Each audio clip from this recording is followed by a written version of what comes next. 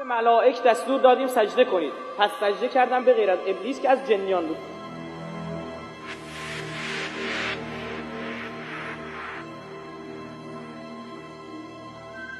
گفت من سجده نمی‌کنم. خب چرا؟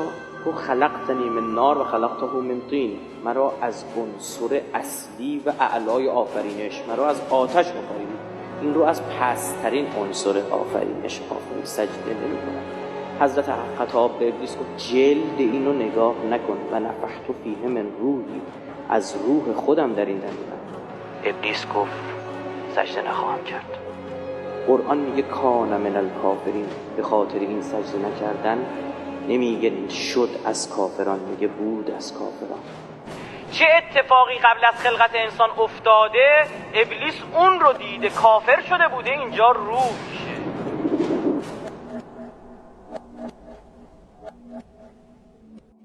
خدا چند کلمه آفریده. آقا این کلمات چیست؟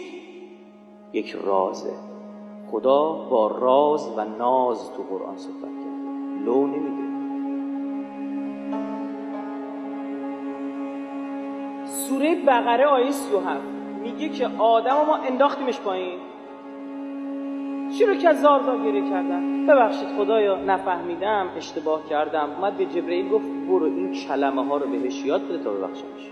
فتلقى آدم من ربه کلمات فتاب علیه انه هو التواب الرحیم. اینا رو که گفت خدا بخشیدش. این کلمه ها همه دنیا موندن بدونید چیه. تفاسیر شیعی که اشاره کردن، اما تو منابع برادران اهل سنت مستدرک الصحیحین جلد 2 صفحه 615، کنز العمال جلد 1 صفحه 234 و در خصائص النبویه آمده که میگه 5 تا کلمه ازش یاد گرفت. 5 کلمه چی بود؟ اینها بود: یا حمید به حق محمد، یا عالی به حق علی، یا فاطر به حق فاطمه، یا محسن به حق الحسن، یا قدیم الاحسان به حق الحسین. تا اینا رو گفت خدا گفت بخشیدنه.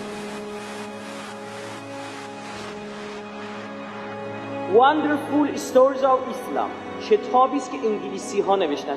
در اونجا لو میدن در جریان جنگ جهانی اول لوحی پیدا شد مرصع، بردیمش انگلیس، از اونجا بردنش روسیه فلان فلان بهمان، که در آن حضرت سلیمان خدا را به 5 کلمه سوگند داده بود: محمد، ایلیا، فاطمه.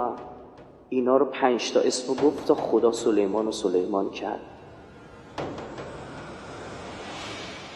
جالبه در مجله ساینس میگه در بقایای کشتی نوح لوحی پیدا شد شبیه به یک دست، روی 5 تا انگشتش همین 5 تا نام بود. جالبه اشاره میکنه پاپ وقت گفت این رو ببرید قایم کنید که اگر این پخش بشه باید تابوت مسیحیت رو خودمون بزنیم رو دوشمون ببریم. شک عزیز دل من، شیطان این کلمات دید اینا از ذریه آدم میخوان بیرون بیان، زیرا به آدم و زد که اونا نیان. شیطان این کلمات زیرا به آدم و زد که اونا نیان.